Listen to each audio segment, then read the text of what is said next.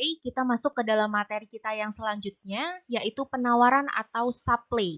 Ya, jadi penawaran itu beda dengan permintaan. Nah, kalau permintaan tadi kita mengibaratkan diri kita sebagai pembeli, kalau di dalam penawaran kita mengibaratkan diri kita sebagai penjual.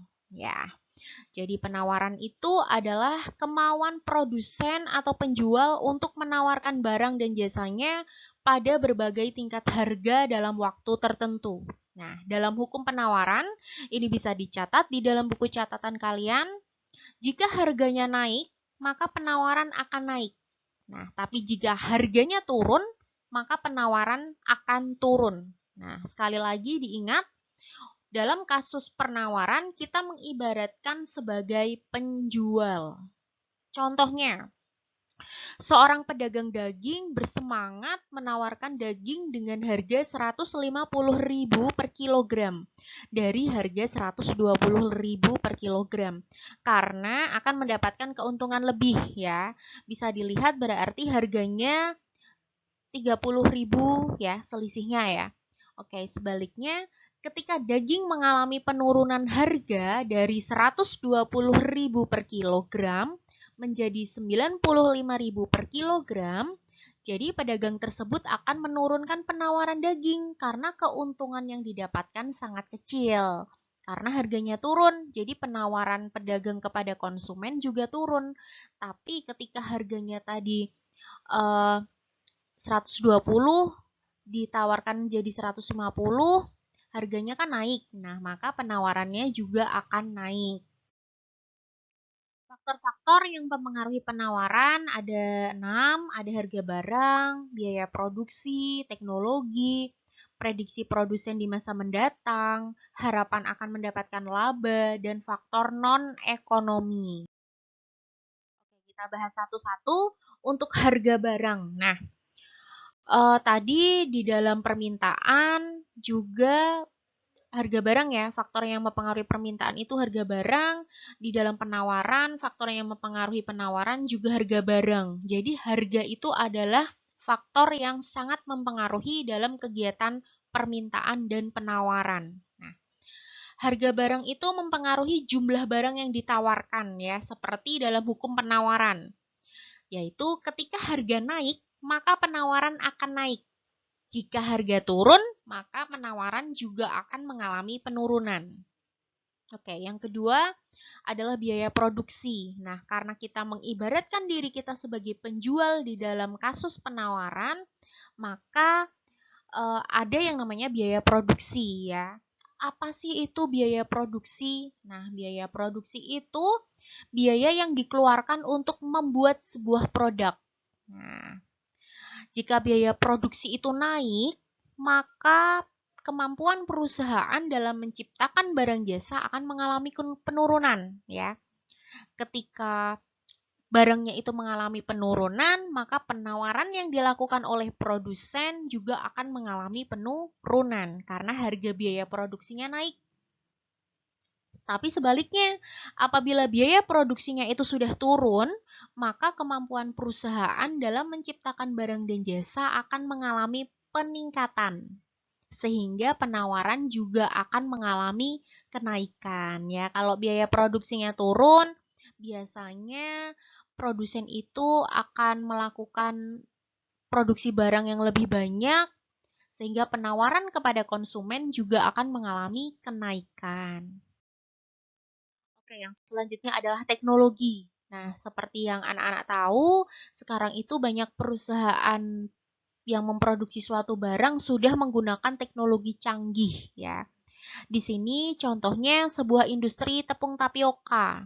Dalam sehari menghasilkan 10 ton. Nah, tapi ketika menggunakan mesin yang modern, perusahaan itu mampu menghasilkan tepung tapioka 100 ton per hari ya. Jadi 10 kali lipat.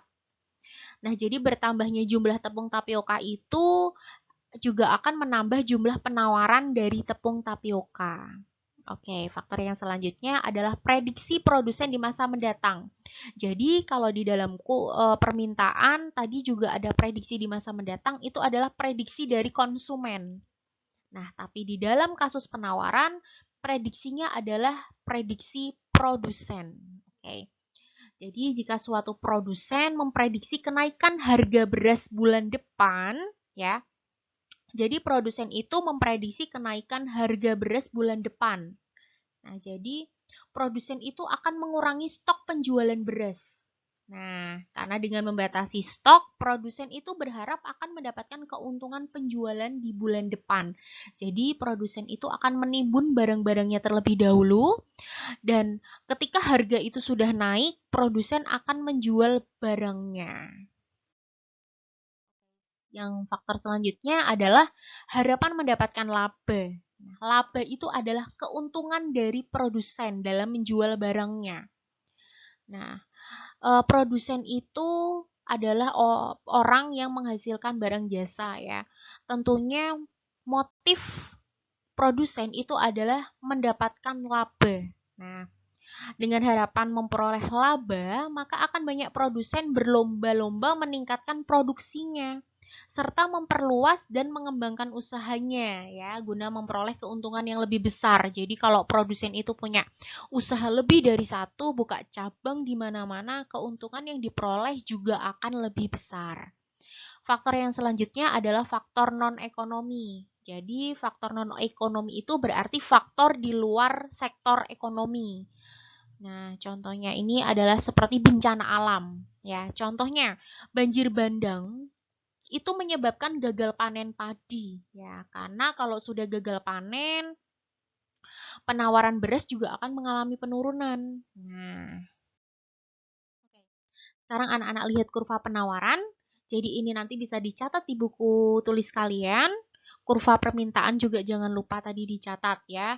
Jadi yang namanya kurva penawaran itu grafik yang menggambarkan hubungan antara harga dengan jumlah barang yang ditawarkan pada waktu dan tempat tertentu.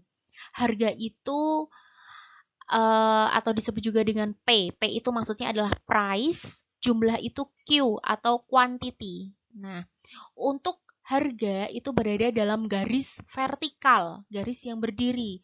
Untuk jumlah itu berada dalam garis horizontal atau garis yang tidur. Nah, bisa dilihat dalam tabel, jumlah yang ditawarkan 50. Nah, ya. 50 nanti harganya adalah 7.000. Nah, tapi ketika jumlah yang ditawarkan 40, harganya adalah 6.000. Ketika jumlah yang ditawarkan 30, harganya adalah 5.000. Ketika jumlah yang ditawarkan 20, maka harganya menjadi 4.000. Dan ketika jumlah yang ditawarkan 10, harganya adalah 3.000. Kalian tidak usah bingung kenapa kok ini ada 5, 10, 15, 20, 25. Ini adalah 2 kali lipatnya ya. Jadi ketika ini jumlah barang yang ditawarkan 10, ini maksudnya 10 ini kenapa kok di sini? Karena 5 kali 2 itu 10. Di sini adalah 20, karena 10 kali 2 20, 15 kali 2 30, 20 kali 2 40, dan 25 kali 2 adalah 50. Nah, jadi kurva penawaran itu adalah tanda panahnya ke atas. Kalau tadi kurva demand atau kurva permintaan adalah tanda panahnya ke bawah. Nah, ini standarnya seperti ini. Oke, sekian materi permintaan dan penawaran pada kesempatan kali ini. Jangan lupa silakan dicatat poin-poin pentingnya di dalam buku catatan kalian. Ya, ada kurva permintaan, kurva penawaran, silakan dicatat dalam buku kalian masing-masing. Nah, oke, sekian materi permintaan dan penawaran pada kali ini. Semoga bermanfaat. Terima kasih. Wassalamualaikum warahmatullahi wabarakatuh.